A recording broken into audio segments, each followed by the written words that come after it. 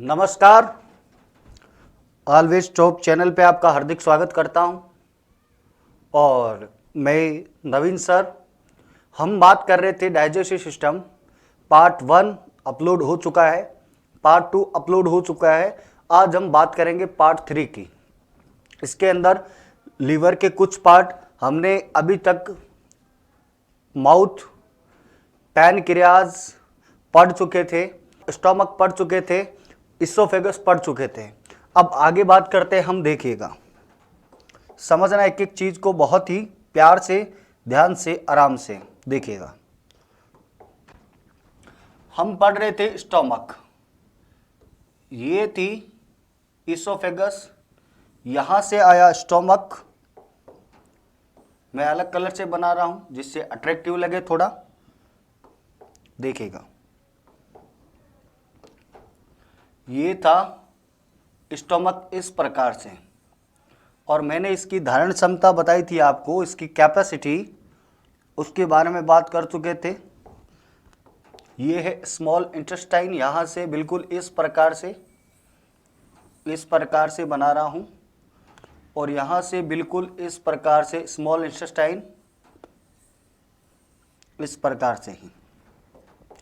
और यहाँ से जो मैं दूसरा बना रहा हूँ ये लार्ज इंटेस्टाइन है, यहाँ से बिल्कुल इस प्रकार से, और ये लार्ज इंटेस्टाइन हो गया इस प्रकार से ही। अब एक बात समझिएगा, यहाँ पे मैं बिल्कुल इस प्रकार से वाइट कलर का जो बना रहा हूँ वो आपके पैनक्रियाज, इस प्रकार की शेप का, लीफ शेप का होता है, बिल्कुल इस प्रकार से इसमें। और ये डक्ट आ गई पैनक्रियाटिक डक्ट। और जो इस साइड में मैं बना रहा हूँ, जो आपके सामने रेड रंग से है, लाल कलर से, ये बना रहा हूँ मैं लीवर। तो इस प्रकार से लीवर, और ये आया यूरिनरी, यो ब्लैडर है, इसको बोलते हैं गॉल ब्लैडर। इस प्रकार का हमने बात की थी। इसके बाद की थी, इसमें 3 पार्ट होते हैं। अब एक एक बात समझिएगा। हम सबसे पहले आज जिसकी बात करना चाहते हैं वो है हमारे पास, जो हम बात करना चाहते हैं इसकी, मैंने ये है इसोफेगस आपको बताया था। इसोफेगस यानी कि ग्रास नली, इसकी बात कर चुके थे हम। नेक्स्ट जो हम बात कर चुके थे अमाशय की बात कर चुके थे। इसकी ये है स्टोमक, अमाशय। और नेक्स्ट हम बात कर चुके थे पैनक्रियाज की, ये है पैनक्रियाज, अग्नाशय। और ये जो आपको बताया है मैंने लाल कलर से, ये लाल कलर से इसका नाम लिख देता हूं मैं, ये है हमारा लीवर। और इसको बोलते हैं यकृत, और इसका एक नाम और रहता है, इसको जिगर भी बोलते हैं। और ये है जो लाल रंग से छोटी आंत, और जो मैंने ब्लू रंग से बनाई है इसको बोलते हैं बड़ी आंत। मैं इधर लिख देता हूं, ये है बड़ी आंत। हर एक क्वेश्चन इंपॉर्टेंट है आपके लिए, ध्यान से सुनिएगा। और आपको ज्यादा से ज्यादा इस सेशन को लाइक करना है, शेयर करना है दबा के, और सब्सक्राइब करना है। मैं आपसे वादा करता हूं आपको 1 नंबर क्वालिटी कंटेंट दूंगा, और कोई चिंता नहीं है, क्वेश्चन बाहर नहीं जाने दूंगा, चाहे ऑल कॉम्पिटिटिव एग्जाम, जहां तक कि पीसीएस लेवल ही क्यों ना हो। ये ठीक है। अब आगे बात करते हैं हम, आज लीवर की बात करते हैं, ध्यान से सुनना। बात करते हैं लीवर की। लीवर, इसको बोलते हैं यकृत। सेकंड सुना, इसको जिगर भी बोलते हैं। सबसे पहली बात ये कि इसका अध्ययन जो है, लीवर का अध्ययन कहलाता है हिपेटोलॉजी। यकृत का अध्ययन हिपेटोलॉजी कहलाता है। अब जो लीवर का डॉक्टर होगा उसके लिए एक शब्द लग जाता है हिपेटोलॉजिस्ट, ठीक है। तो लॉजिस्ट शब्द लग जाता है। नेक्स्ट बात सुनिएगा, बात करते हैं कि इसका भार कितना होता है। लीवर का जो भार होता है वो 1.5 kg होता है, यानी कि 1500 ग्राम। थर्ड बात सुनिएगा, होता क्या है देखिएगा, मान लीजिए ये लीवर है, इस प्रकार से मैं लीवर बना रहा हूं, इस प्रकार से ये लीवर है, और यहां पे ये हो गया जो डक्ट होती है, इसको बोलते हैं यूरिनरी, जो डक्ट है ये यहां से ये आएगा, यहां से ये डक्ट स्मॉल इंटेस्टाइन में चली जाएगी। अब बात एक ध्यान से समझिएगा मेरी, इसके अंदर की तरफ क्या होता है, बिल्कुल इस प्रकार से इस प्रकार से इस प्रकार से बहुत सारी जाल बनी होती है, इस प्रकार से बहुत सारी जाल बनी होती है, इस प्रकार से बहुत सारी, इस प्रकार से पूरे इस लीवर के अंदर समझिएगा, इस लीवर के अंदर इस प्रकार की जाल बनी होती है पूरी लीवर में ही, इस प्रकार की यहां पे भी होती है, बिल्कुल इस प्रकार की पूरे के अंदर जाल बनी होती है।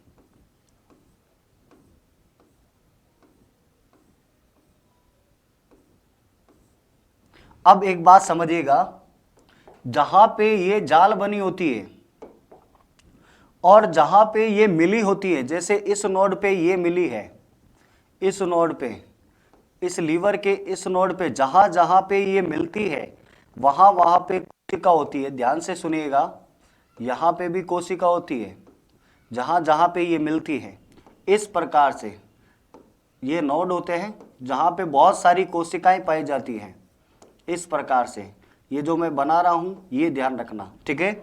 अब समझिएगा, जो मैंने लाल रंग से जालनुमा संरचना बनाई है, इस कोशिका का नाम है हिपेटोसाइट, हिपेटोसाइट।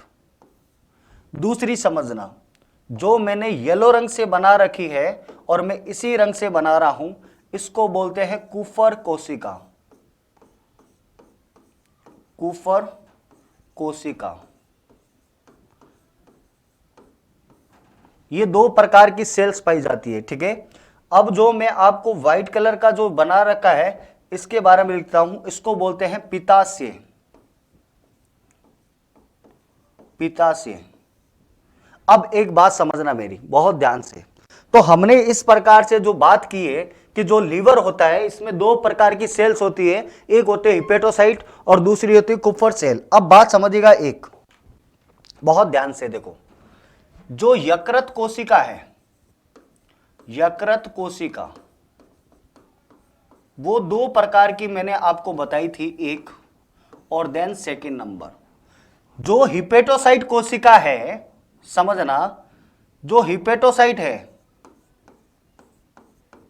हिपेटोसाइट, और दूसरी है कुफर, इसको कुफर कोशिका बोलते हैं। ध्यान से सुनना मेरी बात, जो हिपेटोसाइट सेल से आपने सुना है कि पित्त रस का निर्माण, इट मीन्स बाइल जूस, वो हिपेटोसाइट कोशिका बनाती है। तो ध्यान रखना, पित्त रस का निर्माण, पित्त रस का निर्माण वो हिपेटोसाइट कोशिका करती है, ठीक है। दूसरी चीज ध्यान से समझना, जो कुफर कोशिका है, ये कुफर कोशिका ये जो निर्माण करती है, निर्माण नहीं करती है, ये रोग प्रतिरोधक क्षमता बढ़ाती है, रोग प्रतिरोधक क्षमता बढ़ाती है, रोग प्रतिरोधक क्षमता। इसका कहने का मतलब क्या है, ये हमारी इम्यूनिटी को इंक्रीज करती है, इम्यूनिटी इंक्रीज करती है। और बात करते हैं कि ये क्या काम करती है, तो ध्यान रखना, प्रोड्यूस्ड बाय बाइल जूस, तो ये करता है फॉर्मेशन बाइल जूस का, फॉर्मेशन करता है बाइल जूस, बाइल जूस।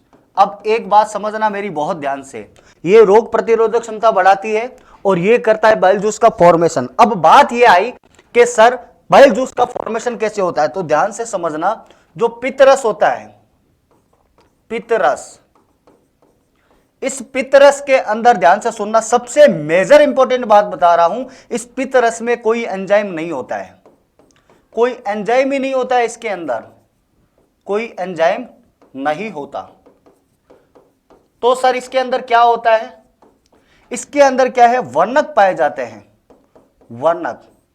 और ये पिगमेंट्स, वर्णक क्या होते हैं, ध्यान से सुनना, इसका नाम होता है बिलीरुबिन, बिलीरुबिन, और ये होता है पीले रंग का।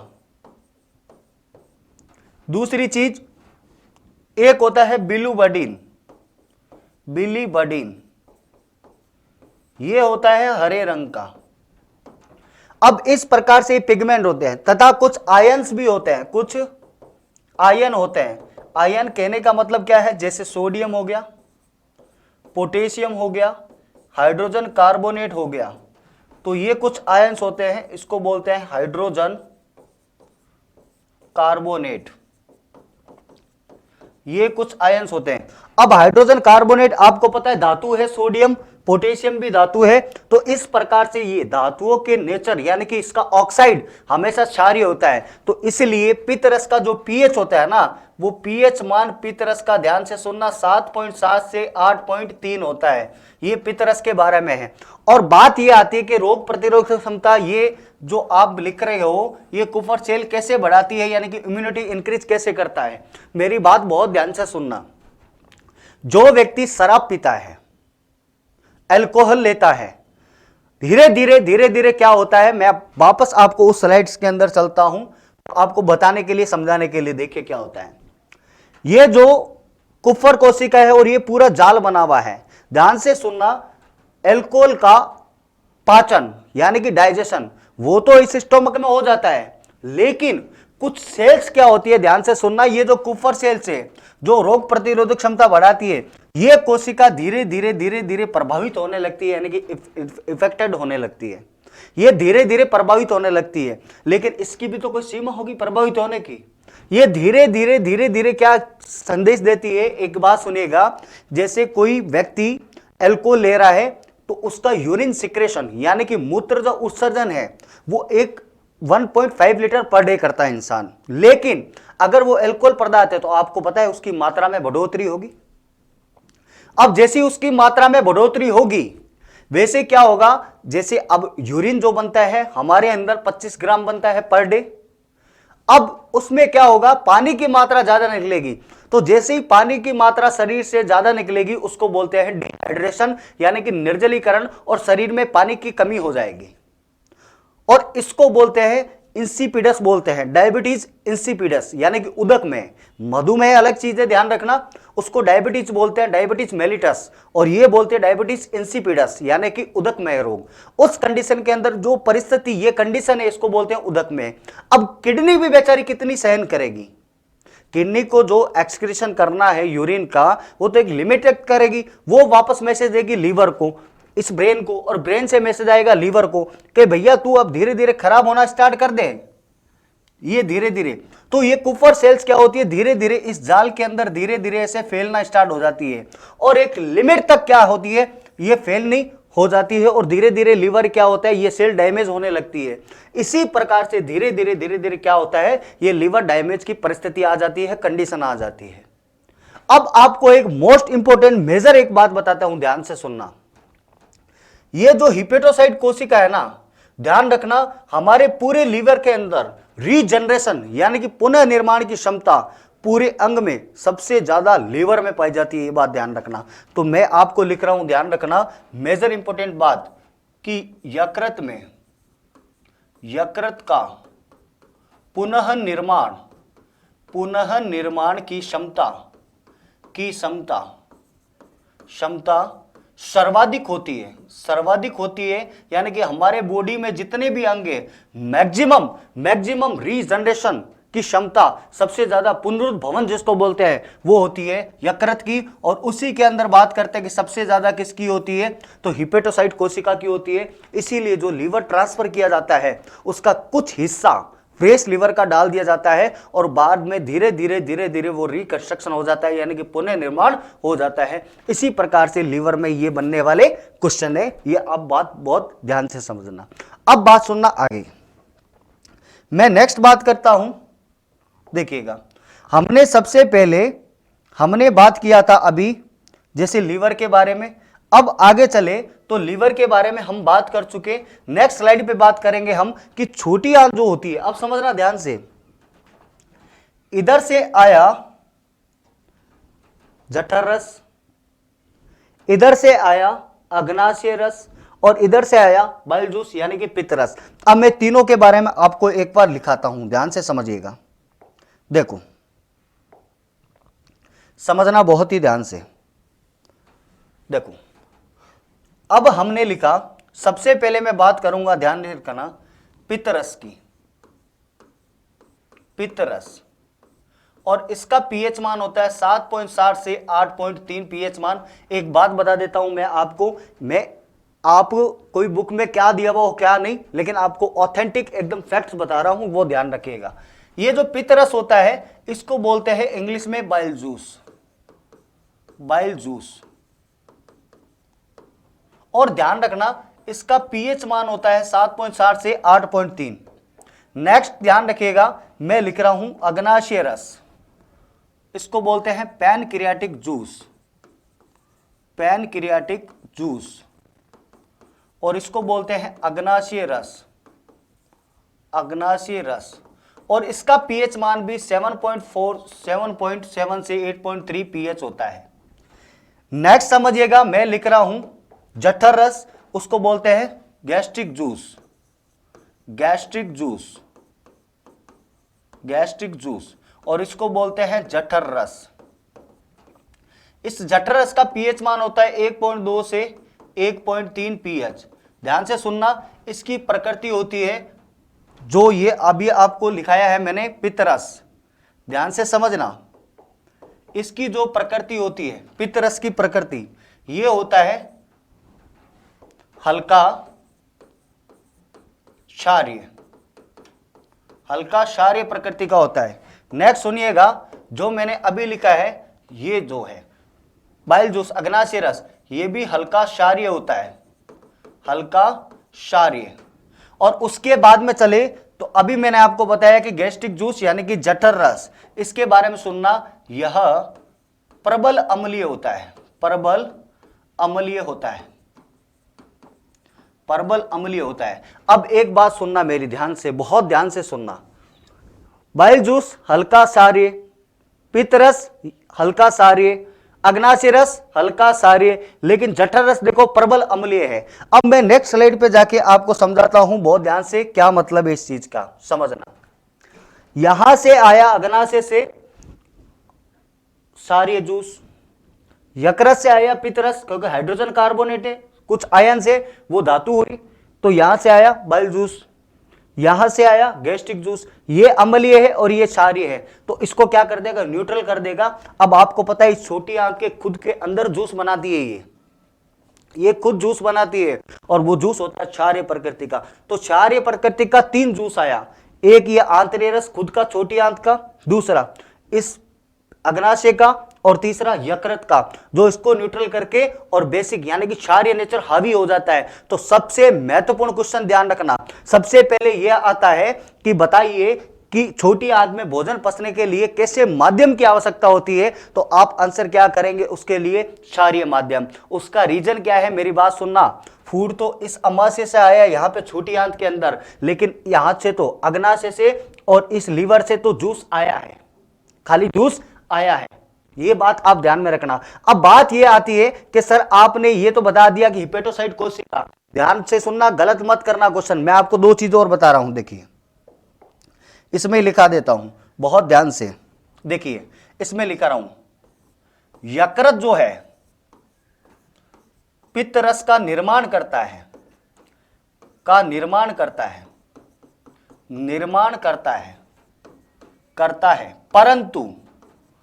परंतु पित्ताशय में जाकर संग्रहित होता है कौन, पित्त रस यानी कि बाइल जूस। मोस्ट इंपॉर्टेंट बात है, स्टार लगा के लिख रहा हूं, ठीक है। नेक्स्ट बात सुनना, अब पित्ताशय जो है वो ऐसे तो है नहीं, ऐसे उसमें कुछ ना कुछ कोई क्रिया होगी, तभी तो वो क्या होगा, कांटेक्ट होगा यानी कि संकुचन होगा, और वो जो पित्त रस है तो वो छोटी आंत में चला जाएगा। तो ध्यान से सुनना, पित्ताशय को एक हार्मोन होता है CCK, इसको बोलते हैं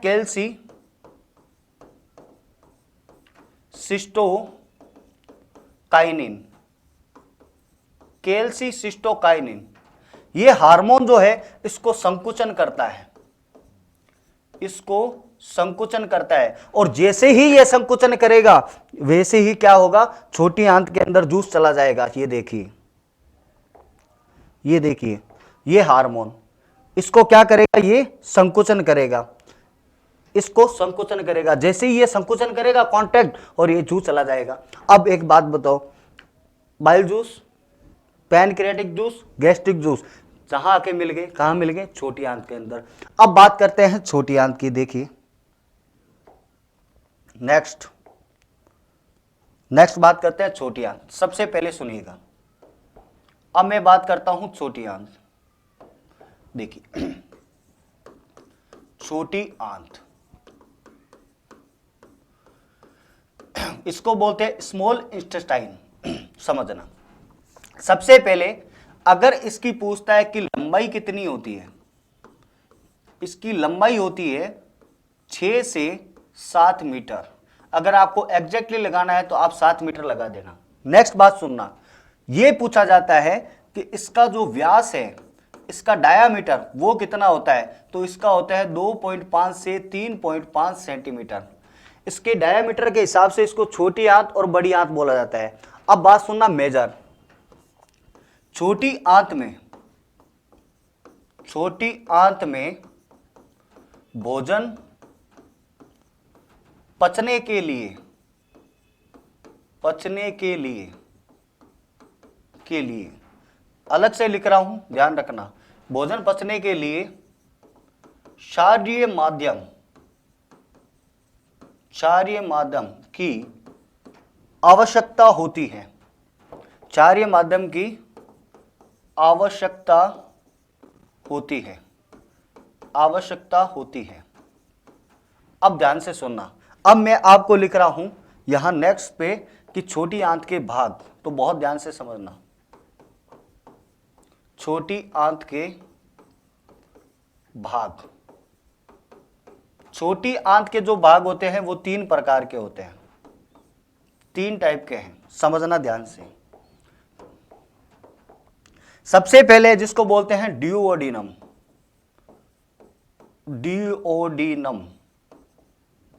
और इसको बोलते हैं ग्रहणी।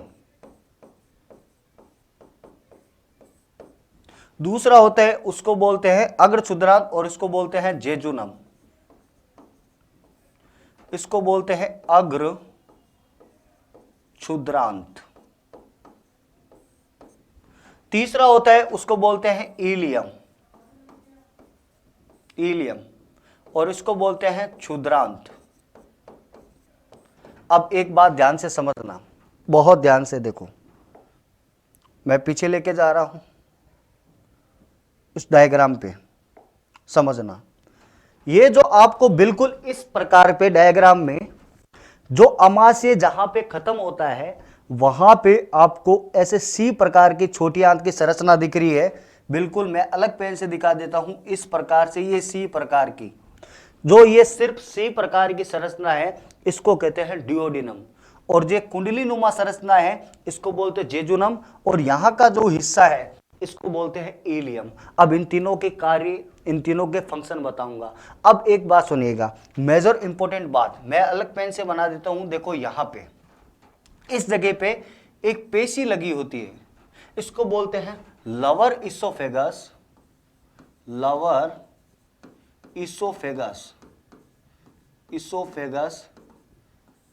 स्पेंचर या स्पिंक्टर्स। ये क्या होता है, जो भोजन है ना, इसको अम्लीय माध्यम जो होता है इसको वापस ग्रास नली में जाने से रोकता है, लवर इसोफेगस स्पेंचर। दूसरी चीज यहां पे भी एक होता है, यहां कौन सी होती है, तो ध्यान रखना, यहां होती है पाइलोरस स्पेंचर, पाइलोरस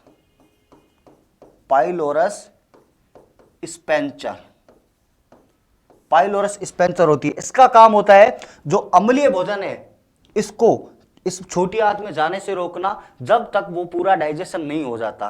तो इस प्रकार से ये दोनों क्या है, स्फिंक्टर्स जो है, स्पेंचर काम करती है। ठीक है क्या? अब ध्यान समझना, मैं आपको आगे उसी स्लाइड में लेके जाता हूं वापस। देखिए, बात करते हैं कि ग्रेनी जो होती है डिओडिनम, इसके साइज की बात करते हैं तो इसका साइज होता है 25 सेंटीमीटर। अब बात करते हैं कि क्षुद्रांत जो होती है इसका होता है 30 सेंटीमीटर। ध्यान से सुनना, छोटी आंत का, जो छोटी आंत है उसका सबसे बड़ा भाग है ना, सबसे बड़ा वो यही है। छोटी आंत का सबसे बड़ा भाग यही है। कौन सा? इलियम। ध्यान से समझना, सबसे बड़ा, सबसे बड़ा। दूसरी चीज, अब बात करते हैं कि सबसे छोटा कौन सा है, तो डिओडिनम है सबसे छोटा, सबसे छोटा भाग।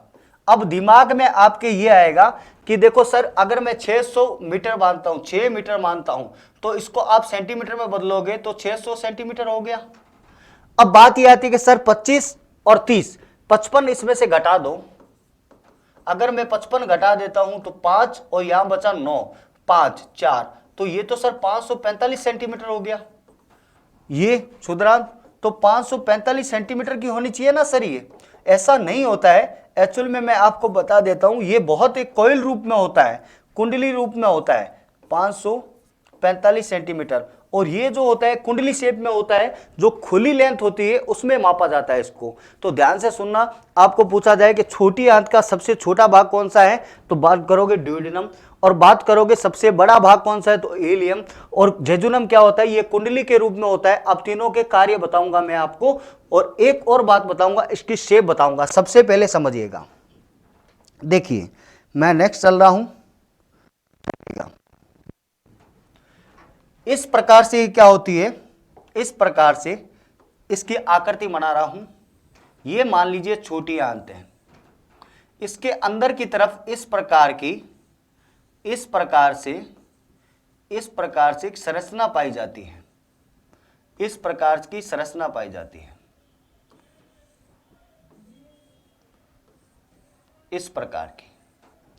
अब ये संरचना है, इस संरचना को बोलते हैं, मैं लिख देता हूं इस संरचना का, चलो अलग से कलर से बना देता हूं ताकि आपके नजर में रहे। इस प्रकार की संरचना बना देता हूं इसमें।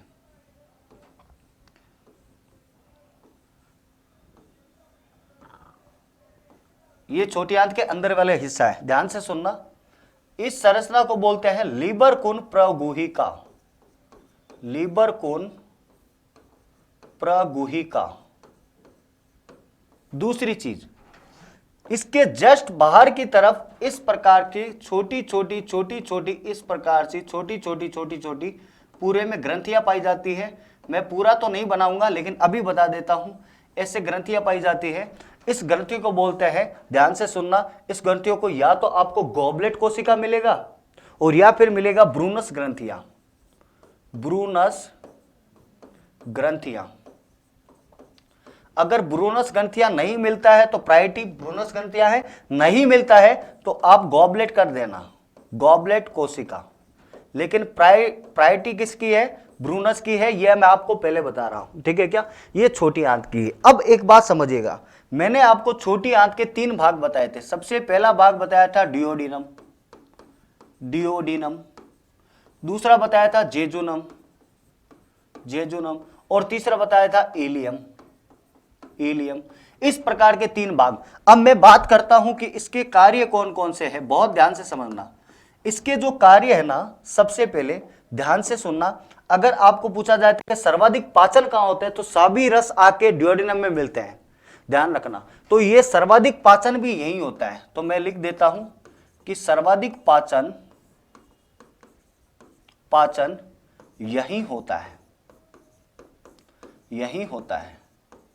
ठीक है, मैक्सिमम डाइजेशन यही होता है डिओडिनम में। नेक्स्ट बात सुनिएगा, अगर जेजुनम के कार्य की बात करते हैं तो ध्यान रखना, ये पोषक पदार्थों का अवशोषण यही होता है, पोषक पदार्थों का अवशोषण, अवशोषण यही होता है, अवशोषण यही होता है। नेक्स्ट बात सुनिएगा, सर ये इलियम क्या काम करता है, तो ध्यान रखना, ये जो विटामिन होते हैं, विटामिन। और जो हमने पित्त लवण जो अभी आए थे बाइल जूस के अंदर, बिलिरुबिन और बिलिवर्डिन, तो ये पित्त लवण का अवशोषण करता है। पित्त लवणों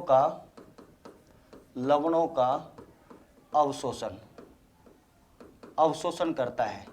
ये करता है, बहुत ध्यान से समझना, कौन ये करता है? छोटी आंत के इलियम भाग। ठीक है, अब बात करते हैं कि ये छोटी आंत है, तो इसके अंदर ध्यान रखना ये जो शेप है ये होती है ड्यूडेनम की।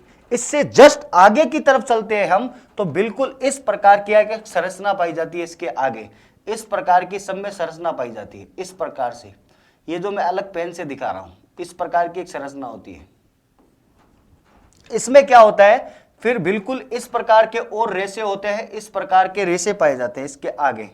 इसके आगे की तरफ इस प्रकार के ऐसे रेशे पाए जाते हैं, ऐसे इस प्रकार के रेशे, बहुत सारे रेशे पाए जाते हैं इसके, जो ब्लू कलर से बनाया है। अब ध्यान से सुनिएगा, जो मैंने ब्लू कलर से बनाया है इसको बोलते हैं विलाई या विलाई। और जो मैंने इसके ऊपर रेशे होते हैं बिल्कुल बाल जितने पतले होते हैं, इनको बोलते हैं माइक्रोविलाई। अब क्या होता है, ध्यान से सुनना, ये क्या है? हमारी छोटी आंत है, और छोटी आंत के बाहर की तरफ बिल्कुल इस तरह से ब्लड वेसल्स होती है, यानी कि रक्त वाहिनियां होती है।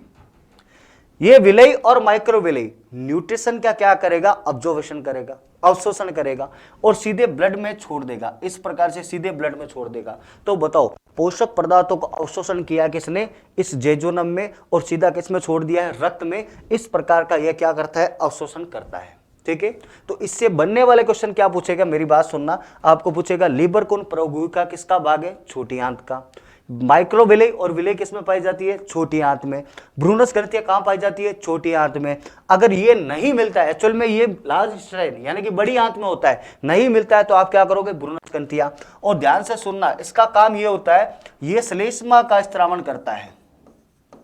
श्लेष्मा का स्त्रावण करता है, स्त्रावण, जिससे क्या होता है? जो भोजन है इस छोटी आंत के अंदर वो फंस नहीं जाए। आपको पता है कोलाइडी विलेन होता है, सेमी सॉलिड होता है, अर्ध ठोस होता है, वो जम नहीं जाए, इसलिए लगातार क्या है? श्लेष्मा का स्त्रावण करता रहता है छोटी आंत। ठीक है, अब एक मेरी बात सुनिएगा, हमने बात की थी कि ये छोटी आंत में ये भाग होते हैं, ये फंक्शन करते हैं। ठीक है क्या? अब एक बात बताओ, इस छोटी आंत के खुद का कुछ ना कुछ रस होगा, इस छोटी आंत का, तो उस रस को बोलते हैं, ध्यान रखना, छोटी आंत का जो रस होता है इसको बोलते हैं आंतरीय रस। आंतरीय रस, छोटी आंत के रस को बोलते हैं आंतरीय रस, यानी कि स्मॉल इंटेस्टाइन जूस। सबसे पहले अगर बात करते हैं इसका पीएच कितना होता है, तो इसका पीएच होता है पूरा 8। इसका पीएच होता है 8, पूरा 8 होता है। अब सबसे पहली बात ध्यान से सुनिएगा, इसके जो एंजाइम है, छोटी आंत के एंजाइम है, मैं आपको नेक्स्ट स्लाइड पे लिख रहा हूं, छोटी आंत के एंजाइम देखिएगा, इस छोटी आंत के एंजाइम लिख रहा हूं। इसके एंजाइम कौन कौन से? तो समझना, सबसे पहले एंजाइम जो होता है इसमें इरेप्सिन होता है, इरेप्सिन। सेकंड होता है इसमें माल्टेज, थर्ड होता है इसमें लैक्टेज, और फोर्थ होता है इसमें सुक्रेज। ये एंजाइम होते हैं। अब एक बात समझिएगा बिल्कुल अच्छी तरीके से, जो इरेप्सिन होता है वो फाइनली जो तोड़ता है, यानी कि फाइनली डाइजेशन करता है, जो वो, मेरी बात सुनना, ये करता है प्रोटीन का डाइजेशन करता है। किसका करता है? प्रोटीन का पाचन करता है, प्रोटीन का। और ये प्रोटीन को तोड़ देता है अमीनो अम्ल में। सेकंड सुनिएगा, ये माल्टोज जो है ये तोड़ देता है, जो हम माल्टोज को, जो फाइनली हमें क्या है? माल्टोज जो मिलता है किससे? कार्बोहाइड्रेट से, उसको तोड़ देता है ग्लूकोज प्लस ग्लूकोज में, यानी कि तोड़ देता है C6H12O6 में, इस प्रकार से।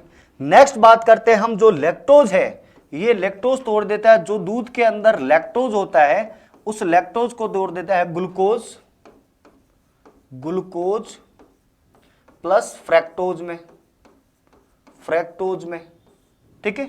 अब बात करते हैं सुक्रोज। ये सुक्रेज जो है ये तोड़ देता है सुक्रोज को, ये सुक्रोज को तोड़ता है ग्लूकोज, ग्लूकोज प्लस फ्रैक्टोज में।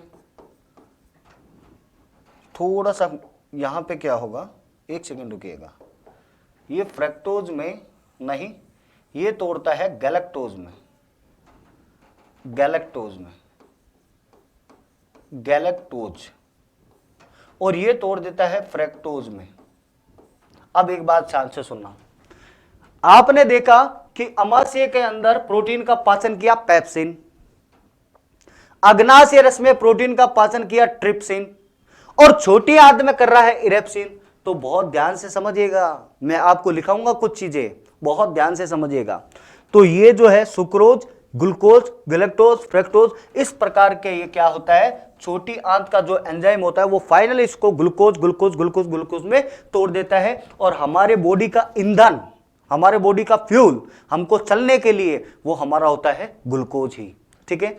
अब एक बात ध्यान सुनिएगा, मैं कुछ फैक्ट्स लिखा रहा हूं आपको, बहुत ध्यान से समझिएगा। देखिए, जो कार्बोहाइड्रेट होता है, कार्बोहाइड्रेट का पाचन, का पाचन मुख से शुरू होता है, मुख से शुरू होता है, शुरू होता है। पहला फैक्ट, ये नोट डाल के कुछ फैक्ट्स लिख लेना।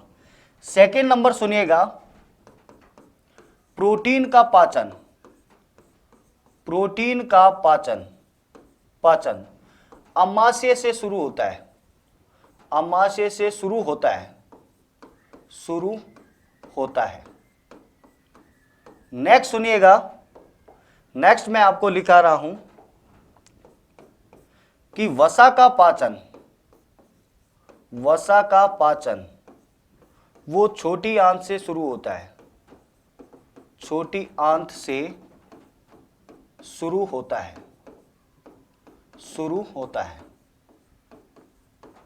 अब नेक्स्ट मेजर इंपॉर्टेंट बात बता रहा हूं, बहुत ध्यान से समझिएगा। नेक्स्ट पॉइंट कि सबसे पहले हमने पढ़ा था फेरिंग्स यानी कि ग्रसनी, उसके बाद में पढ़ा था हमने ग्रास नली यानी कि इसोफेगस, ग्रास नली, और उसके बाद में बड़ी आंत, बड़ी आंत, ठीक है।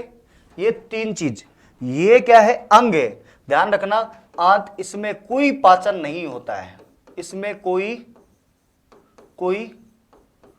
पाचन नहीं होता, पाचन नहीं होता है, नहीं होता है, इसमें कोई पाचन नहीं होता है। ये मेजर कुछ पॉइंट्स है वो आप याद रखना, ठीक है। उसके बाद में बताओ ना मेरे को बात कि हमने जैसे बात कर लिया था यहां तक, अब उसके बाद में छोटी आंत के बाद में आएगी बड़ी आंत।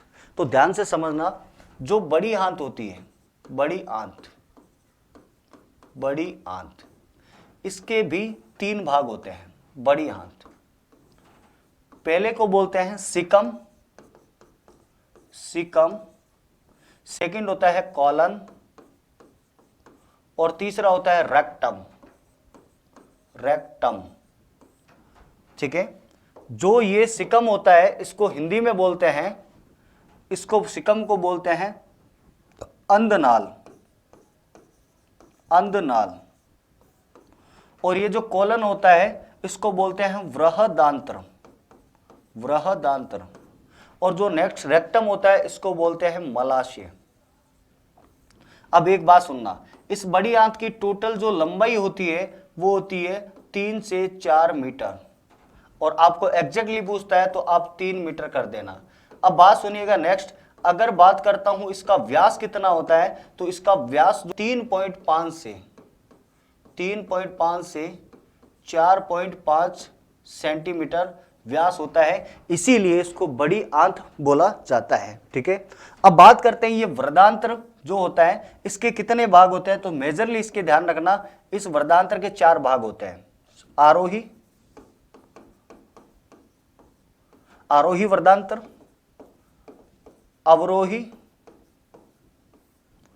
ट्रांसवर्स, और नेक्स्ट होता है सिग्मा। तो इसके 4 भाग होते हैं, ठीक है क्या। अब मेजर में आपको एक बात बता देता हूं, बहुत ध्यान से समझिएगा इसकी मेरी बात। आपको जस्ट वापस मैं ले जाता हूं 1 नंबर स्लाइड पे, जिस पे डायग्राम बताया है, ताकि आपको अच्छी तरीके से उसमें समझ में आ जाए। चलिएगा, देखिए यहां से बिल्कुल ये बड़ी आंत थी। इस जगह पे जो मैं अलग कलर से बना रहा हूं, येलो रंग से बना रहा हूं, यहां पे एक छोटा बैग होता है, यानी कि एक थैली होती है इस जगह पे। और ये जो आप दिख रहे हो, ये जो मैंने बनाई है, इसको बोलते हैं अपेंडिक्स, यानी कि कर्मी रूप परिशेषिका। तो इसको बोलते हैं अपेंडिक्स, अपेंडिक्स, अपेंडिक्स। तो ये जो भाग है इस बड़ी आंत का, ये वाला भाग, इसको बोलते हैं सिकम। और जो ये उल्टा यू प्रकार का है, उल्टा यू, इसको बोलते हैं कॉलन। और ये जो है इसको बोलते हैं रेक्टम, ठीक है। तो 3 भाग बताए, ये है सिकम, ये है कॉलन जो यू प्रकार का है, और ये है रेक्टम। तो इस प्रकार का, अब आप बात ध्यान से सुनिएगा। अब देखिएगा, यहां पे हमने बात करी थी कि ये सिकम है, तो ध्यान रखना, जो कर्मी रूप परिशेषिका बोलते हैं इसको, कर्मी रूप परिशेषिका, शेषिका, वो इस अंधनाल यानी कि सिकम से जुड़ी होती है। और ध्यान रखना, इसको बोलते हैं अपेंडिक्स, अपेंडिक्स। और ये क्या है, अवशेषी अंग है, वेस्ट ऑर्गन है, अवशेषी अंग है, अवशेषी अंग। दूसरी चीज ध्यान से सुनना, इसमें एक बैग होता है, यानी कि एक थैली होती है, उसमें जीवाणु होते हैं, और वो जीवाणु का नाम होता है ई कोलाई, ई कोलाई जीवाणु होता है। और ये ई कोलाई जीवाणु है, जो फूड हमने खाया है, जो भोजन हमने खाया है, उसमें न्यूट्रिशन यानी कि पोषक पदार्थ अलग निकलने के बाद में जो वेस्ट मटेरियल यानी कि जो कचरा बचता है, जो अवशेषी मटेरियल बचता है, यानी कि खराब मटेरियल, उसका किण्वन करता है, यानी कि फ्रेगमेंटेशन करता है। तो ध्यान रखना, ये ई कोलाई जीवाणु क्या काम करते हैं, उस भोजन का जो वेस्ट मटेरियल है उसका क्या करता है, किण्वन करता है ये ई कोलाई जीवाणु, ठीक है। ये इसका काम है सिकम का। दूसरी चीज ध्यान रखना, ये जो कोलन काम करता है ना, इसका काम होता है, इसका एक ही काम है, ध्यान रखना, इसका वर्क है परिवहन करना, परिवहन करना, परिवहन करता है, यानी कि ट्रांसपोर्टेशन ऑफ फूड, जो किण्वन कर दिया, फ्रेगमेंटेशन कर दिया, ठीक है, उसका ये आगे से आगे क्या करता है, परिवहन करता रहता है। और इसकी आकृति वो ध्यान रखना इस प्रकार की होती है, यानी कि उल्टा यू, उल्टा यू आकार की होती है, ठीक है। अब नेक्स्ट बात सुनिएगा मेरी, एक बात जो आपको यहां पे बताया है मैंने, कि जो मलाशय होता है ना, इस मलाशय, ध्यान से सुनना, इसमें जो हम डिफिकेशन यानी कि निष्कासन पहले, निष्कासन से पहले, निष्कासन से पहले इसमें मल रहता है, मल रहता है, रहता है। और इसके साइज की बात करता हूं, यानी कि इसकी लंबाई जितनी होती है, वो लंबाई होती है 25 सेंटीमीटर, 25 सेंटीमीटर। अब नेक्स्ट सुनिएगा, इसकी लंबाई 25 सेंटीमीटर होती है, लेकिन इसमें 3 सेंटीमीटर, 3 सेंटीमीटर होता है गुद्दा नाल, गुद्दा नाल। और ये वेस्ट मटेरियल निकालने के लिए काम आता है। ये 3 सेंटीमीटर होता है। रेक्टम जो होता है मलाशय, उसका साइज होता है 25 सेंटीमीटर, उससे 3 सेंटीमीटर क्या होता है, गुद्दा नाल। तो इसी प्रकार से हमने बात की थी सबसे पहले माउथ की, माउथ में दांत और जीभ की। उसके बाद में बात की थी हमने घर्षणे की, घर्षणे के बाद में ग्रास नली की, ग्रास नली के बाद में हमने बात की थी लीवर की, लीवर के बाद में अग्नाशय की, स्टमक की, छोटी आंत और बड़ी आंत। इस प्रकार से हमने बात की थी। अब समझिएगा, हमारा जो होता है, माउथ होता है, उसमें ग्रंथियां होती है, उस ग्रंथियां को जिसको बोलते हैं सलाइवरी ग्लैंड यानी कि लार ग्रंथियां, उसके बारे में बात करते हैं। देखिए अब बात करते हैं हम नेक्स्ट, यानी कि लार ग्रंथियां। समझिएगा, इस प्रकार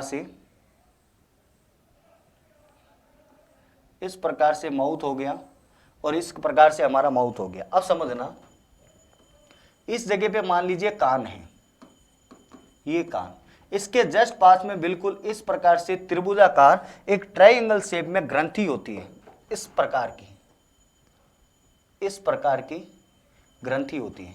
और यहां से एक नलिका निकली रहती है, यानी कि डक्ट्स निकली रहती है, बिल्कुल इस प्रकार की नलिका। सेकंड सुनिएगा, ये क्या है, ये इस प्रकार से ये जीभ हो गई, इसको लिख देता हूं मैं जीभ। और ध्यान से समझिएगा, इस प्रकार से क्या है, एक इसमें इस प्रकार से एक जबड़े की हड्डी होती है, जबड़े की हड्डी वो बिल्कुल इस प्रकार से होती है, ठीक है क्या।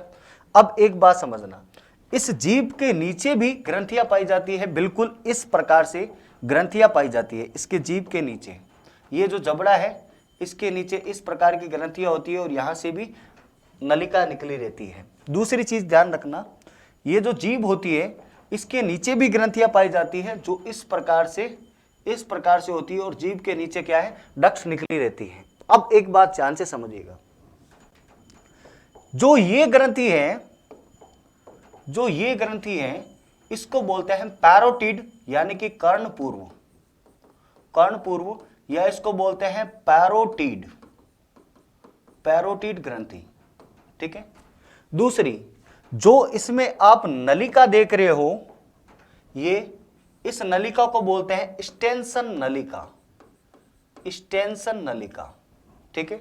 दूसरी चीज ध्यान रखना, ये जो जीभ के नीचे आपको ग्रंथि दिख रही है, बिल्कुल ये जीभ के नीचे, इस ग्रंथि को बोलते हैं जीभ के नीचे है। इसके लिए शब्द आता है अधो और जीभ, यानी कि जीवा, अधो जीवा, ये ग्रंथि होती है और इसको इंग्लिश में बोलते हैं सबलिंगुअल ग्रंथि होती है ये, ठीक है। दूसरी चीज, ये जो जबड़ा दिख रहा है आपको, जबड़े के यहां भी ग्रंथि बनाई है मैंने, इसको बोलते हैं अधोजम, या इसका नाम है अवचुंबकीय। अब मेरी एक बात ध्यान से सुनना, हमारा जो जबड़ा होता है ऊपर का होता है मैक्सिला और नीचे का होता है मैंडिबल। तो मैंडिबल यानी कि निचले जबड़े के नीचे है, तो इसको सब मैंडिबुलर भी बोलते हैं। क्या बोलते हैं? सब मैंडिबुलर भी बोलते हैं इसको, इस ग्रंथि को सब मैंडिबुलर ग्रंथि भी बोलते हैं। तो इस प्रकार से ग्रंथियां कितनी होगी? 3, टोटल 6, लेकिन जोड़ी में 3 होती है। तो ध्यान रखना, मैं बात करता हूं कि जो लार ग्रंथियां होती है, लार ग्रंथियां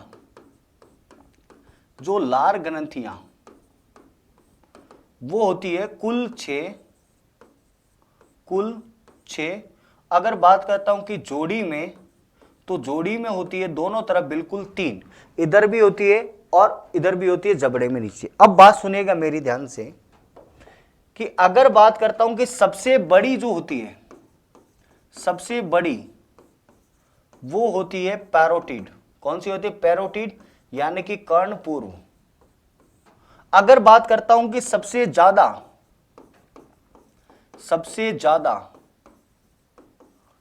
लार जो है, सबसे ज्यादा लार लगभग 75% वो बनाती है ग्रंथि अधोजम ग्रंथि, यानी कि अधोजम ग्रंथि, ठीक है। ये सबसे ज्यादा लार बनाती है। अब एक बात सुनिएगा, ये जो आप देख पा रहे हो, इसमें जो अधोजम सबलिंगुअल है, इसमें भी एक लेके आ रही है, इसको बोलते हैं, ध्यान से सुनिएगा, रिविनस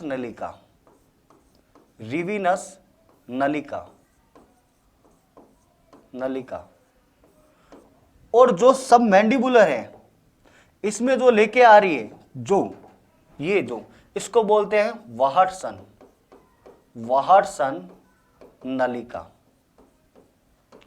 नलिका। इस प्रकार से ये तीनों लेके आ रही है। और मेजर बात ध्यान से सुनिएगा आप, बहुत ध्यान से, ये तीनों ही जितनी ग्रंथियां आई हैं, ये ध्यान रखना एक्सोक्राइन, यानी कि ये है बहिस्त्रावी ग्रंथियां हैं। क्या है? बहिस्त्रावी ग्रंथियां हैं।